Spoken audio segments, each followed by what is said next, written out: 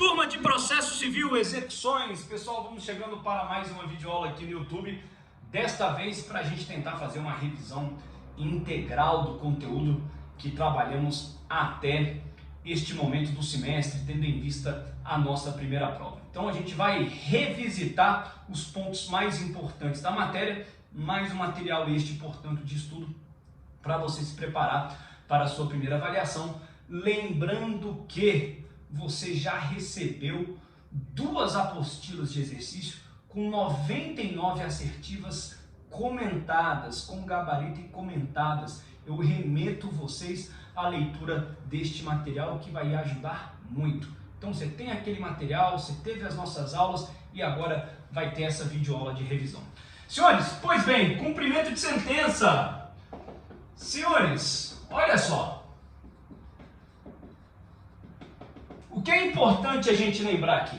O panorama da execução, no Código de Processo Civil, a gente vai ter os títulos executivos judiciais e nós teremos os títulos executivos extrajudiciais.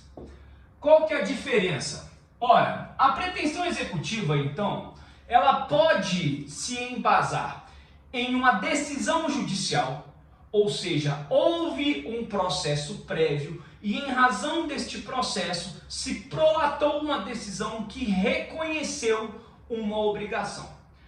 Esta obrigação importou em uma condenação para a outra parte. E nós temos então aí uma obrigação de fazer, de não fazer, de pagar quantia em dinheiro, em virtude de um processo judicial. Ou seja, o título foi fabricado no seio do Poder Judiciário. Em razão do processo judicial é que se alcançou o título. Para a execução de um título executivo judicial, eu tenho o nome de cumprimento de sentença. Título executivo judicial, quando é executado, o procedimento é o procedimento de cumprimento de sentença. E aqui nos títulos executivos extrajudiciais, eu tenho ação de execução autônoma. Muito bem. Durante todo o semestre, pelo menos até este momento, até aqui, nós estudamos isso daqui. Execução autônoma a gente vai estudar depois. Até esta primeira prova nós estudamos isso. Títulos executivos judiciais, cumprimento de sentença. Isso daqui é para a menção 2. Ok? Senhores, pois bem, olha só. Já que é sobre os títulos executivos judiciais, sobre o cumprimento de sentença, que é o objeto da nossa matéria, é o objeto do nosso estudo, vamos revisitar algumas considerações importantes para isso. Primeiro, quando eu falo de cumprimento de sentença, eu tenho que lembrar que isso aqui está atrelado ao conceito de sincretismo processual, ou processo civil sincrético. O que é isso? Significa dizer que dentro de uma mesma realidade processual, eu tenho a fase de conhecimento, e depois eu tenho uma fase de cumprimento de sentença. Dentro de um mesmo processo, os atos são praticados dentro de um mesmo processo.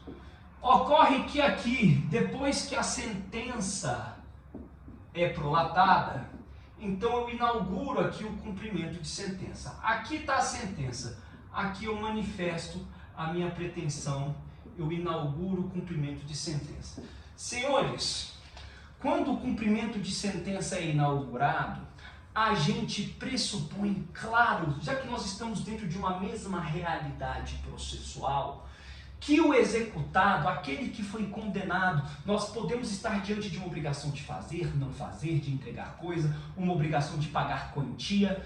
Quando este executado, o condenado, este que na sentença foi condenado, será intimado, a gente pensa que ele vai ser intimado por intermédio de quem? Por intermédio do seu advogado. Claro, já tem um advogado constituído nos autos, então é perante ele que vai se dar a intimação. Isso via de regra. Via de regra é assim mesmo que acontece. No entanto, em aula recente, a gente trouxe as exceções a essa regra. Situações em que a intimação não vai acontecer na pessoa do advogado que já está constituído nos autos. Até porque a primeira exceção, claro, ela trabalha com a hipótese de não haver advogado constituído nos autos. Se não houve advogado constituído nos autos, como é que você vai intimar na pessoa do advogado? Senhores, quais são as exceções para a intimação no cumprimento de sentença quando esta intimação do condenado, do executado, não se der na pessoa do advogado? Primeiro, se o condenado, se o réu, foi assistido pela Defensoria Pública. Se o réu tiver sido assistido pela Defensoria Pública ou se não tiver advogado constituído nos autos, primeira exceção, se o réu, se o condenado, o executado, não tiver advogado constituído nos autos, ou se ele foi assistido na fase de conhecimento pela Defensoria Pública, então ele será intimado via AR, por aviso de recebimento. Essa é a primeira exceção. A segunda exceção trata-se quando no polo passivo da execução, quando o executado se tratar de ente público, União, Estados, Distrito Federal, municípios ou entidades da administração indireta. Aí como é que se dá a intimação? Por meio eletrônico, remessa eletrônica dos autos. É assim que funciona.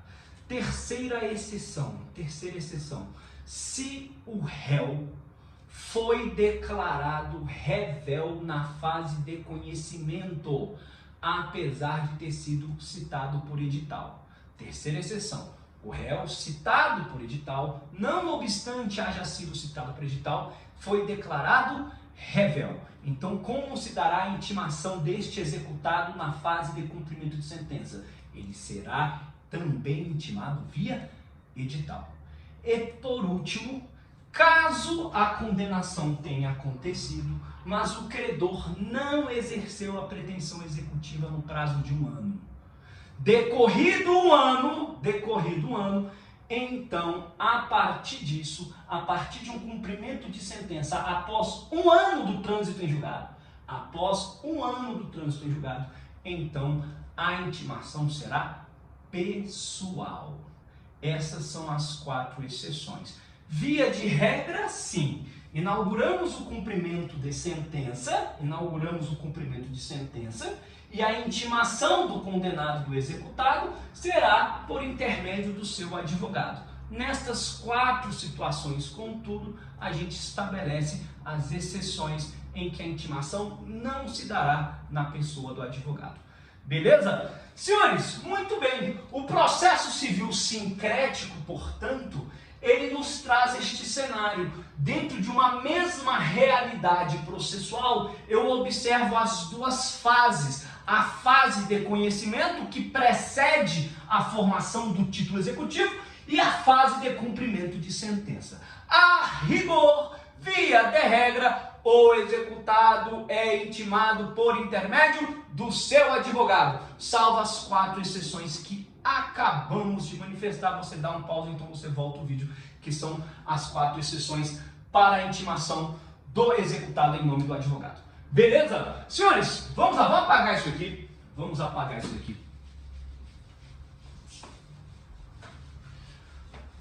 Porque é importante a gente resgatar a singela compreensão de que o cumprimento de sentença,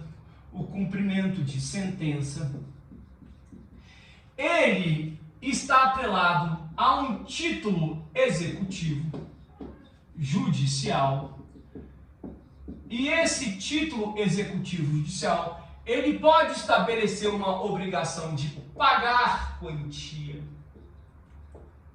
pode estabelecer uma obrigação de fazer, pode ou não fazer,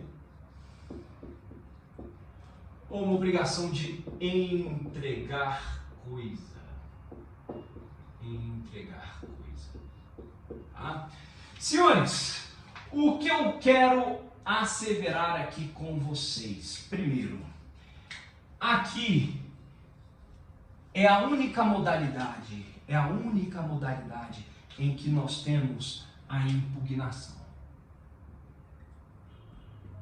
Só existe impugnação no procedimento de cumprimento de sentença relativa à obrigação de pagar quantia. Isso já tem que estar claríssimo pra gente. Mas, de novo, insisto, friso, está ficando rebarbativo. Você está de saco cheio de ouvir isso. Impugnação só existe no cumprimento de sentença da obrigação de pagar quantia. Para o cumprimento de sentença atrelado, associado às demais modalidades obrigacionais, não tem impugnação. Ponto. Professor, por quê?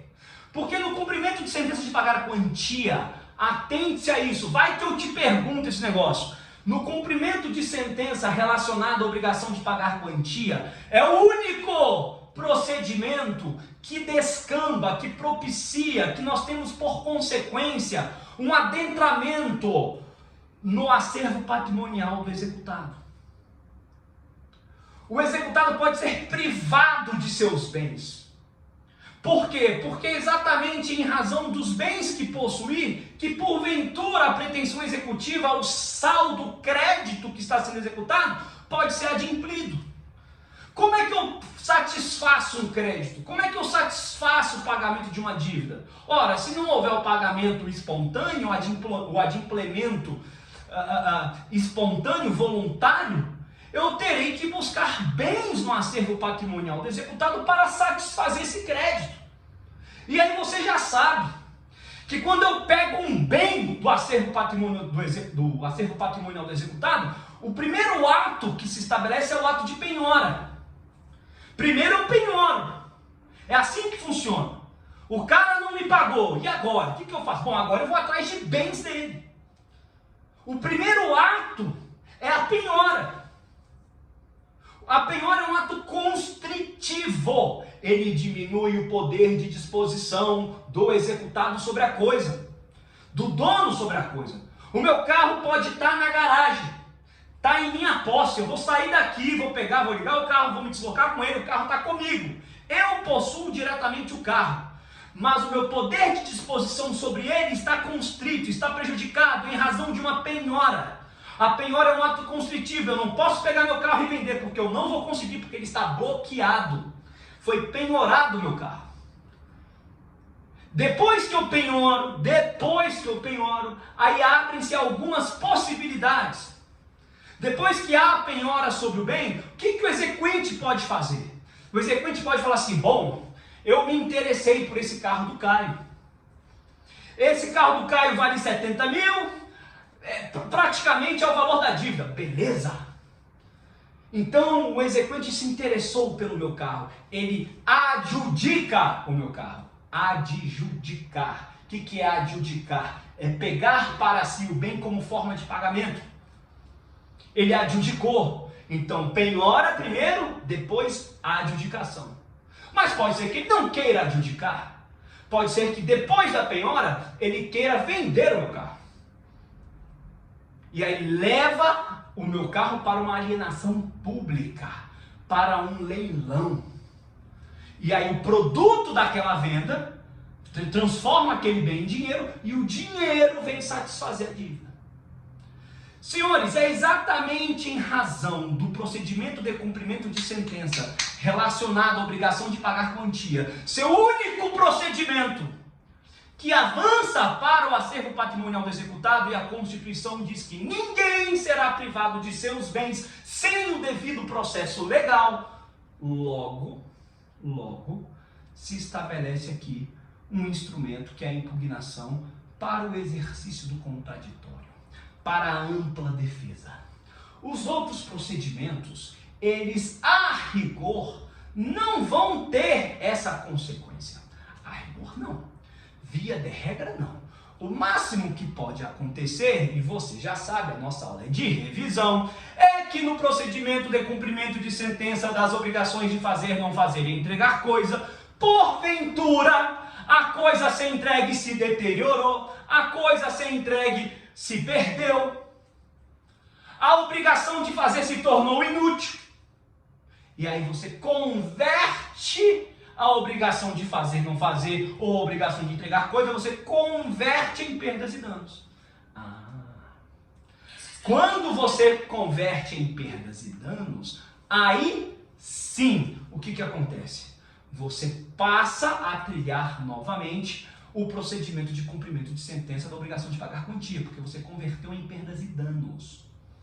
Ou seja, agora a coisa tem uma expressão pecuniária, a obrigação ganhou ali uma expressão pecuniária.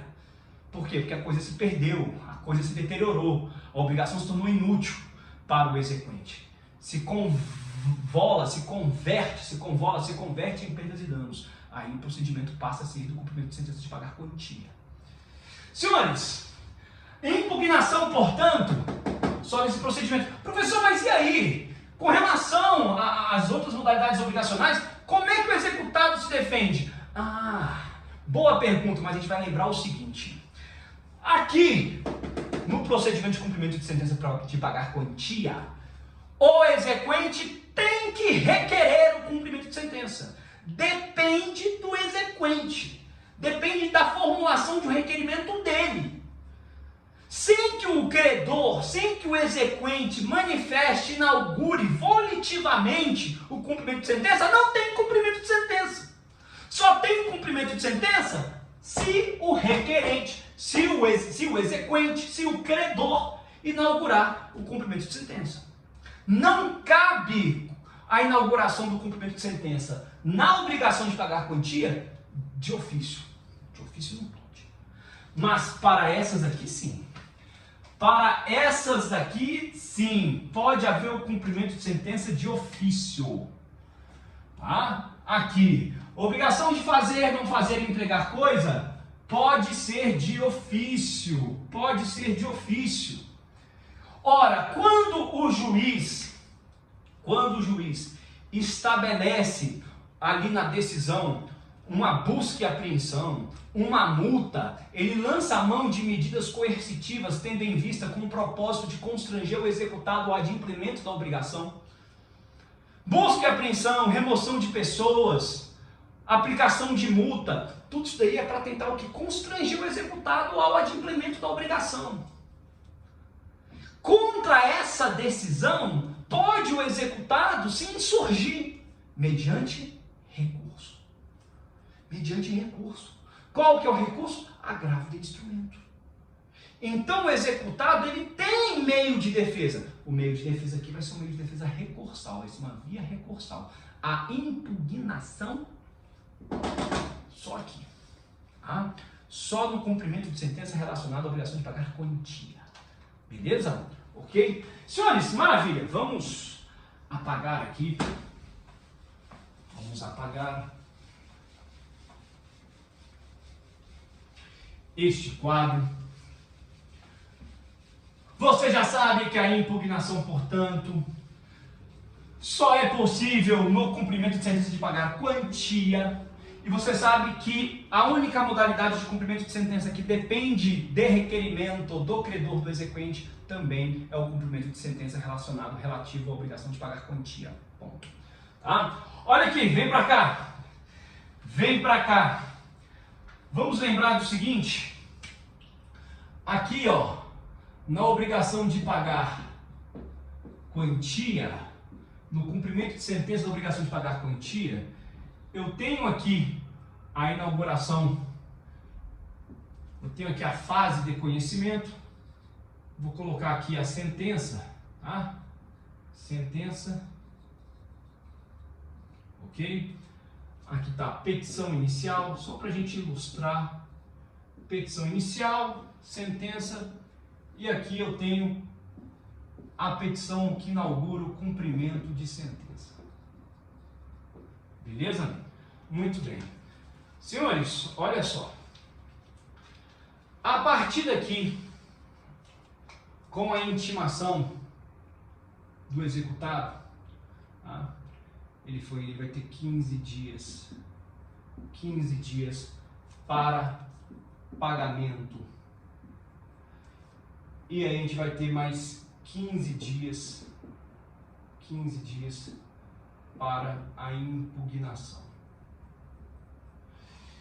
Senhores, intimado executado, ele terá 15 dias para prover o adimplemento, para pagar, para realizar o pagamento.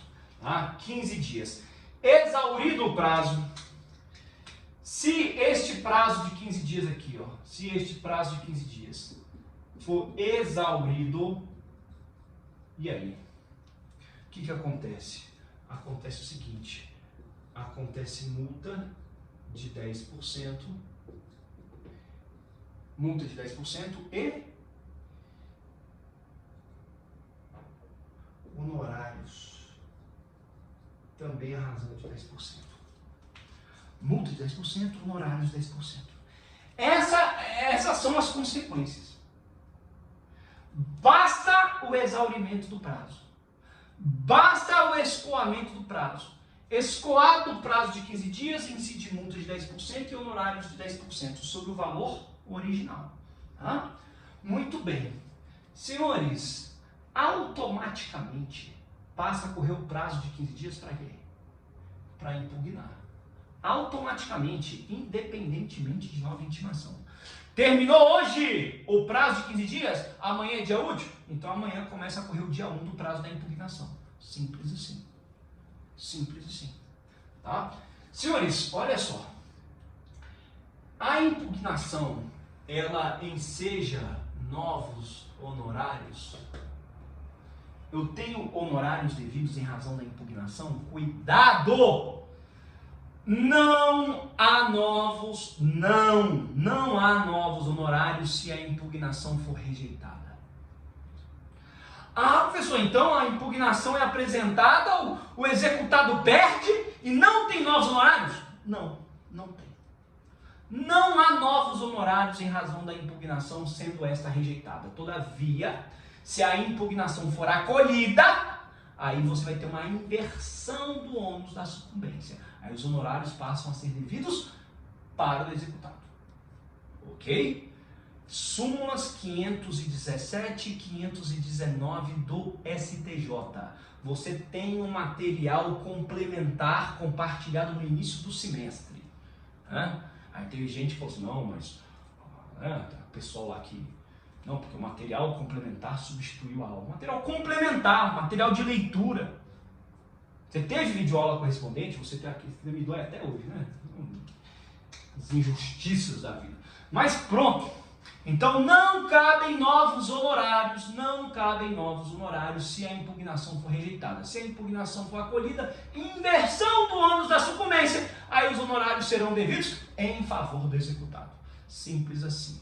Ok? Beleza? Senhores, uma observação que também está contida nesse material complementar. Se o executado vem, deposita os valores em juízo, ele fica isento da multa? Não.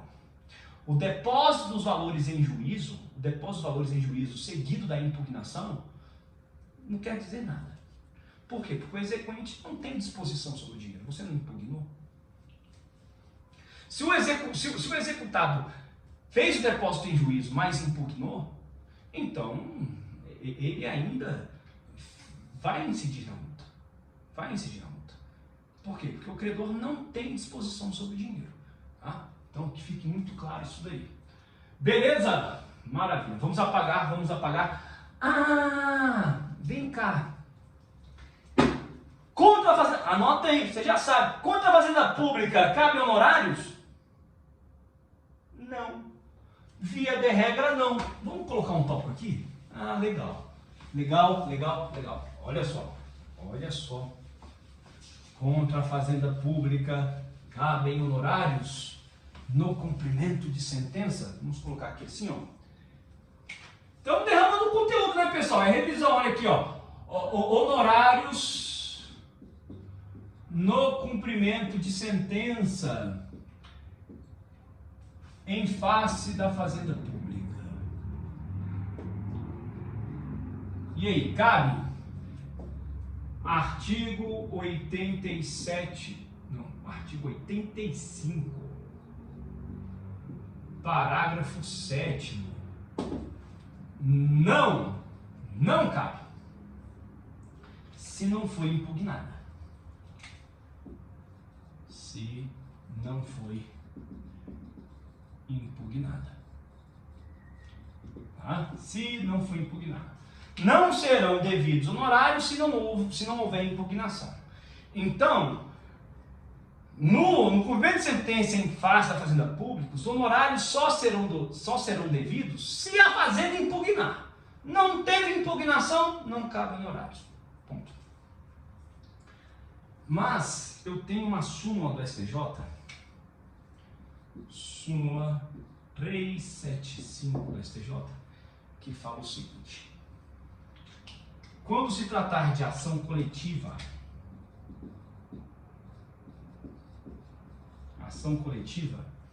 cabe honorários. Ação coletiva, cabe honorários, independentemente de impugnação. Então é o seguinte, regra: cabe honorários em face da Fazenda Pública no cumprimento de sentença? Cabem honorários em face da Fazenda Pública no cumprimento de sentença? Não. Sem impugnação, não tem honorários. Ah, então, é isso aqui. Não foi impugnada, não vai caber honorários. Pronto. Agora, quando se tratar de cumprimento de sentença de ação coletiva, né, o cara vai lá, ele se beneficia de uma ação coletiva, e ele exerce essa pretensão executiva individualmente. Então ele pega o título coletivo e exerce a execução individual. Este cumprimento de sentença, esta execução individual de um título coletivo, vai ter honorários, independentemente da impugnação.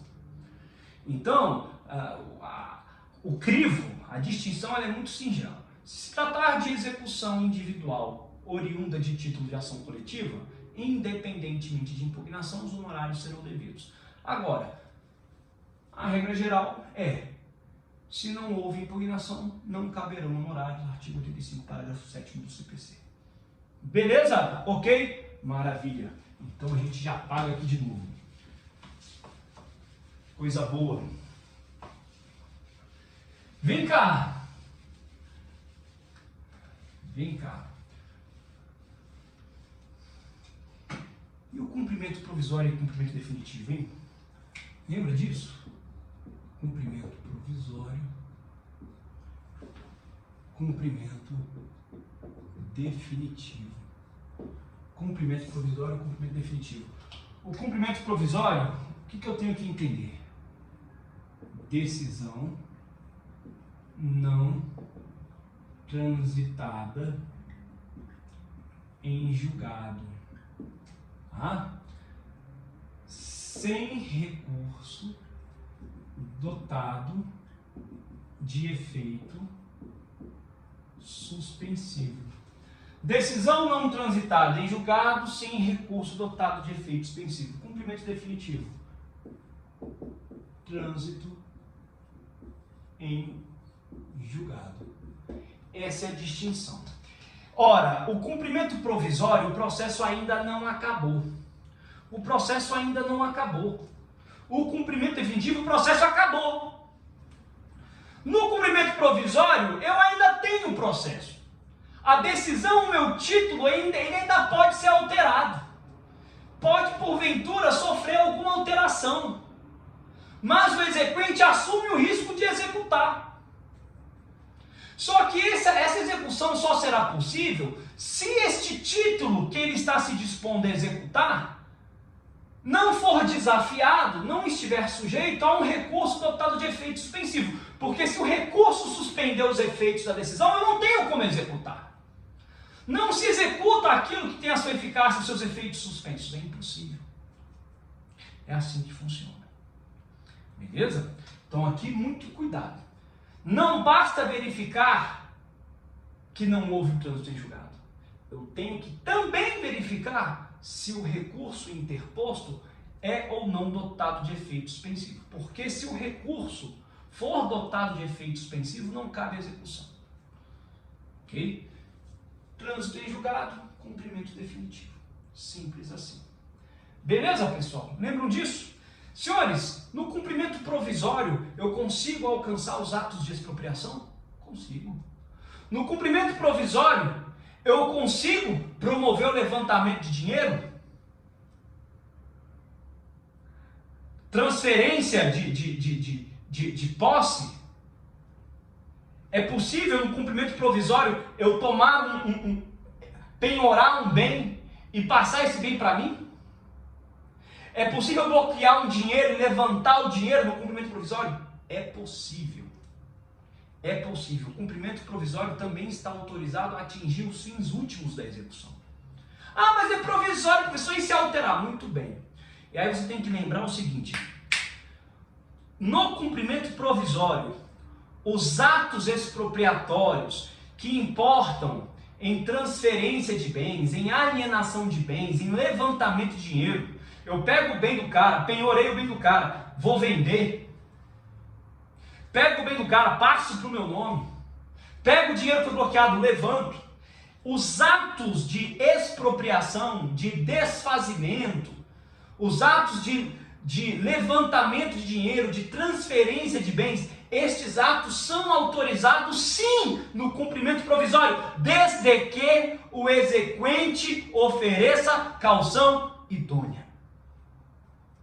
Ele tem que caucionar. O exequente responderá objetivamente por todos os danos que o executado vier a sofrer, caso o título seja reformado. Se o título for reformado e o exequente tiver propiciado atos expropriatórios, levantamento de dinheiro, desfazimento de coisas, alienação de bens, transferência de bens, todos os danos experimentados pelo executado serão ressarcidos pelo exequente. A responsabilidade é objetiva. Ok? Beleza? Maravilha. Senhores, olha só. Há hipóteses em que o exequente ficará dispensado de oferecer essa caução no cumprimento provisório. Estou entendendo, né? O cumprimento provisório é o quê? Eu estou executando um título, sendo que o processo não acabou. Eu, apressado, estou ganhando, mas estou ganhando por enquanto. Essa decisão pode ser reformada. Hoje eu estou ganhando, mas amanhã eu posso estar perdendo. Mas mesmo assim eu assumo o risco de executar. Quando eu assumo o risco de executar um título que ainda não transitou em julgado, eu me torno responsável pelo que eu faço. Por isso a minha responsabilidade é objetiva em razão dos danos que o executado vier a sofrer. O cumprimento provisório autoriza sim o levantamento de dinheiro? Pode. Posso pegar um bem do executado e vender? Pode alienar. Posso pegar o bem do executado e transferir para mim? Pode. Você pode, desde que você caucione. Agora, há hipóteses em que a caução será desnecessária, que o exequente não precisará caucionar. O professor, mesmo no cumprimento provisório, vai ter hipótese então que o exequente não vai precisar prestar caução? Sim. Que hipóteses são essas? Anota aí. Primeira, se tratar de obrigação de alimentos, no cumprimento provisório eu não preciso caucionar.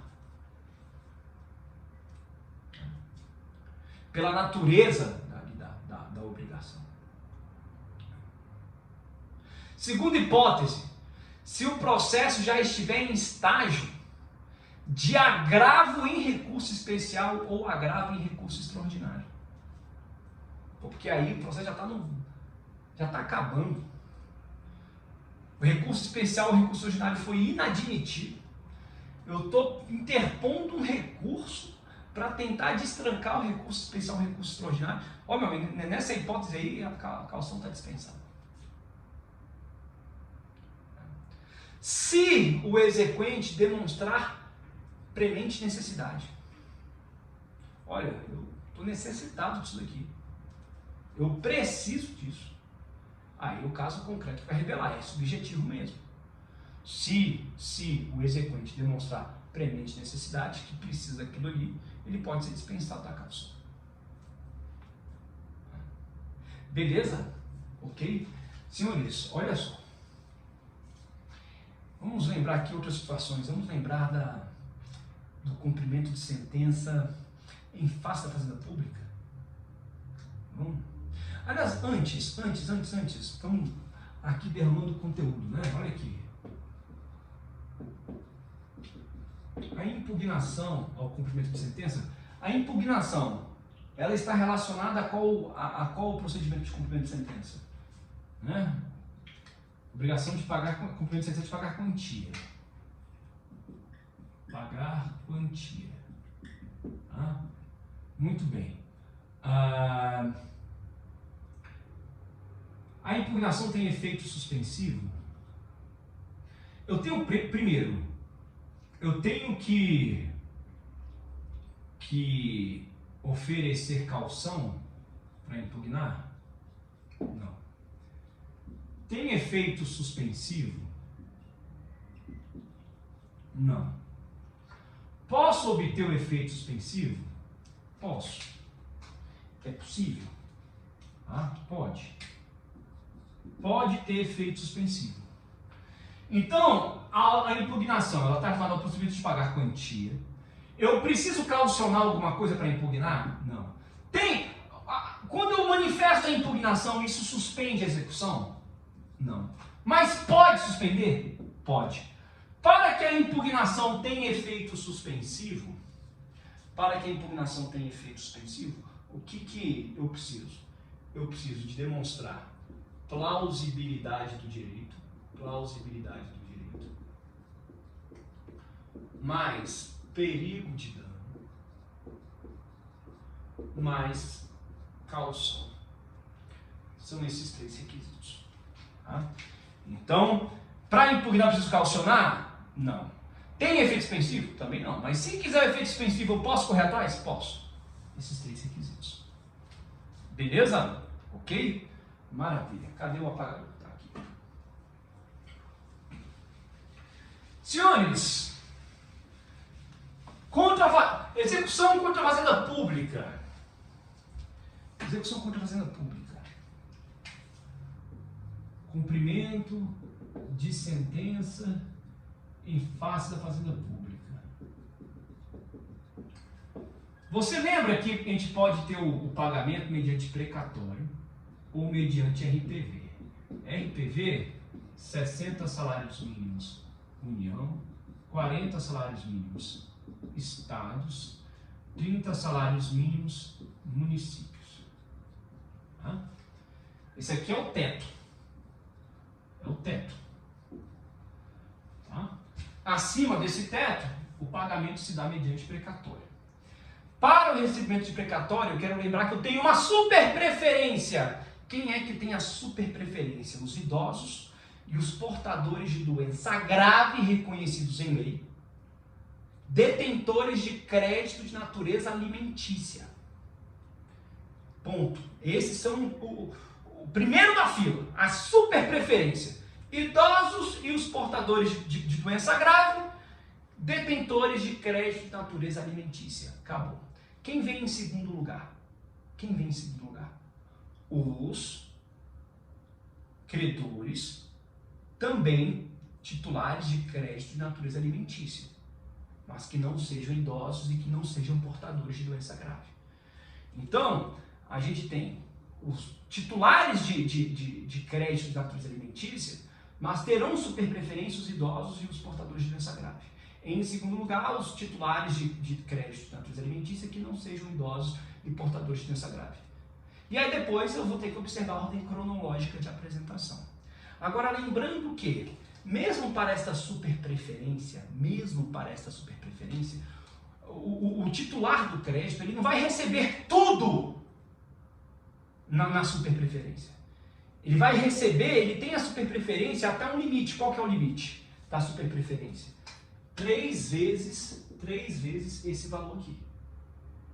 Ah, e o que tiver acima? E o que tiver acima vai para a ordem cronológica. Tudo bem? Beleza? Ok? Senhores, vamos supor que eu tenha uma condenação aqui, ó, presta atenção. Eu tenho uma condenação de 70 salários mínimos em face da União.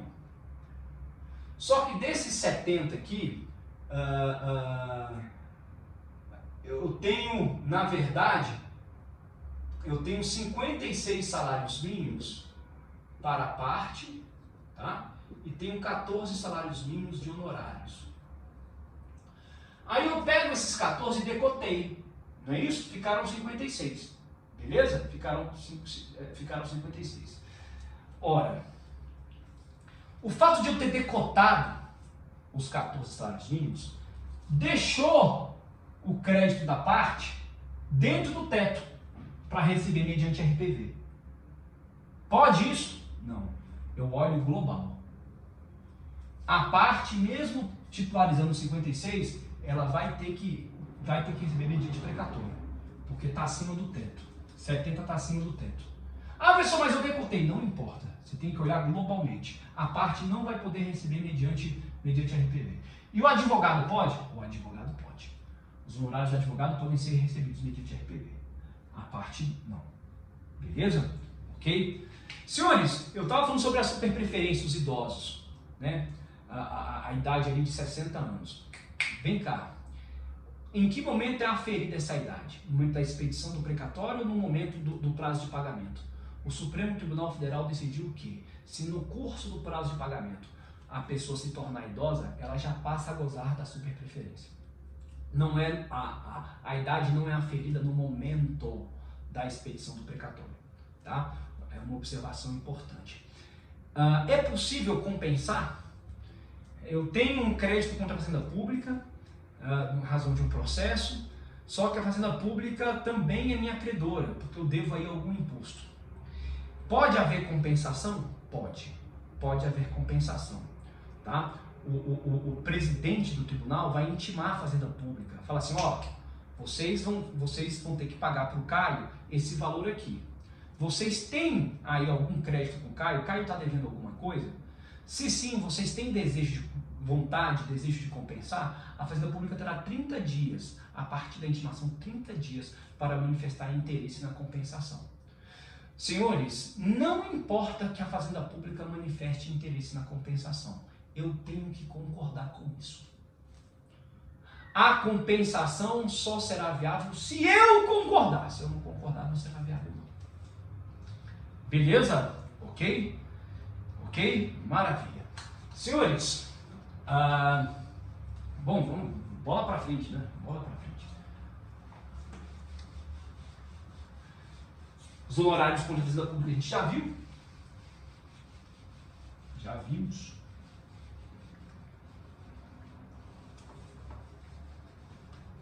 Muito bem. O que mais? Senhores,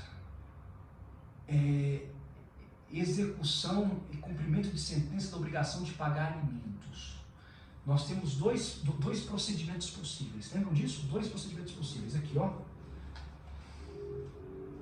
Cumprimento de sentença.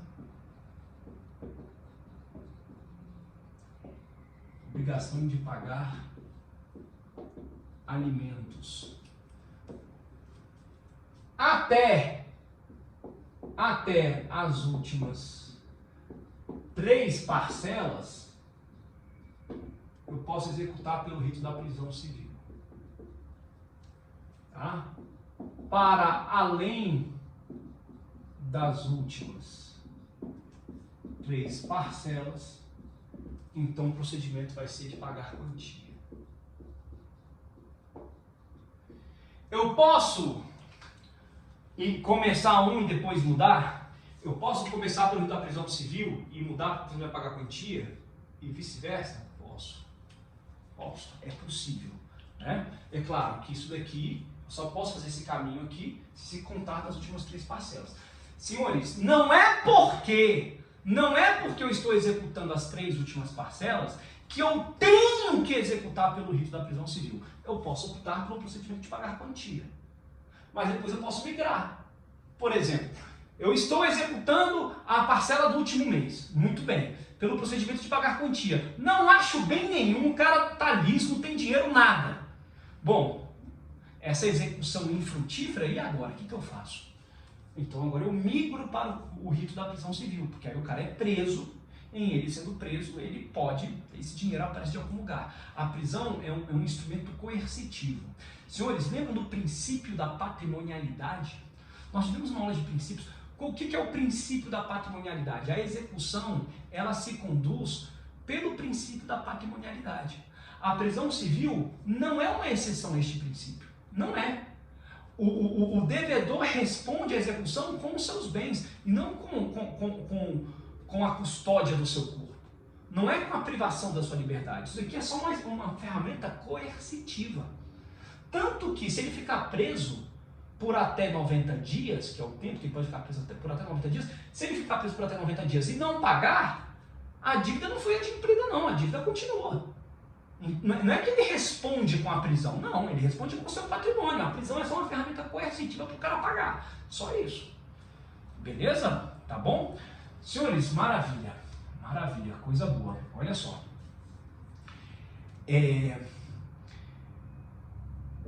A prisão, portanto, quais são as situações em que ficará configurada a prisão, em que se autorizará a prisão? O executado ele é intimado para promover o pagamento no prazo de 3 dias. Se ele não fizer o pagamento, preso. Se ele não fizer o pagamento, ele é preso, primeira situação. Se ele fizer o pagamento e não comprovar, preso do mesmo jeito. Ele tem que pagar e comprovar. Tem que pagar dentro do prazo de 3 dias e comprovar o pagamento. Pagou, não comprovou? Preso. Não pagou? Preso. Ah, professor, mas ele pode justificar a impossibilidade de pagamento. Tem que ser uma impossibilidade absoluta. Ele justificou a impossibilidade de pagamento. O juiz rejeitou a justificativa? Preso. Então a prisão acontece em 3 cenários. Se ele não paga, se ele paga, mas não comprova, ou se ele manifesta a sua justificativa, mas essa justificativa, por não ser absoluta, o juiz rejeita. Prisão também. Beleza? Senhores, quero lembrar de algo importante aqui, que é a afetação de patrimônio para garantir o pagamento de alimentos em razão de ato ilícito. Você atropela alguém, essa pessoa ficou incapaz, incapacidade laborativa. E aí? Os alimentos passam a ser devidos em razão de ato ilícito. É possível você achar um patrimônio de afetação. O que é o patrimônio de afetação? Você pega um bem, afeta esse bem para garantir o pagamento dos alimentos. Por exemplo, o condenado ele tem um imóvel, ele recebe o aluguel, os aluguéis daquele imóvel, então, eles são destinados a garantir o pagamento do alimento. Aquele imóvel, inclusive, ele não poderá ser penhorado em razão de outras dívidas que o executado venha a ter. Ele está blindado, aquele patrimônio está afetado, ele está assegurando o cumprimento de uma obrigação de pagar alimentos em razão de ato ilícito. Ok? É possível isso também. Maravilha! Bom, falamos um monte de coisa aí, na obrigação de fazer, não fazer, na obrigação de fazer, não fazer, pessoal. Deixa eu colocar aqui uma coisa aqui, ó, que eu acho que eu não falei. Tô acabando. Olha aqui. Não sei nem quanto tempo estou falando aqui, eu esqueci de olhar para o relógio. Mas, aqui na obrigação de fazer, não fazer, tá? Eu tenho 3 formas de satisfazer essa obrigação. A tutela específica, a tutela equivalente, e aqui eu tenho a conversão em perdas e danos. Senhores, a tutela específica é aquela que aparece no título. É aquilo que tem que ser feito ou não ser feito. A tutela equivalente, ela alcança o mesmo resultado prático. Né? Então, vou colocar aqui igual resultado prático. Igual ao resultado prático, por isso que a tutela é equivalente. Perdas e danos quando a obrigação se tornou inútil. E aí eu vou ter que transformar para o procedimento de cumprimento de sentença de pagar quantia. Beleza? Tá bom? Maravilha. Senhores, falamos um monte de coisa aí. Fica aí essa videoaula com mais um material para você estudar para a prova, tá? E a gente se fala. Essa videoaula, eu tô com receio da gente não conseguir visualizar essa videoaula a tempo. Eu vou marcar um plantãozinho de dúvida. Além do nosso encontro no Google Meet, tá? Eu vou ter esse cuidado de lembrar, tá? Beleza? Então você vai ver a videoaula e eu vou disponibilizar um horário que eu posso, fora do horário de aula, para a gente poder ainda, de repente, sanar alguma dúvida.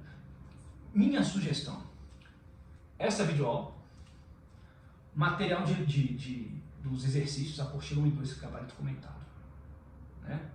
E aquele material complementar lá do início do semestre. Você vai estar bem, para a prova. Beleza? Pessoal, obrigado, até a próxima. Tchau, tchau.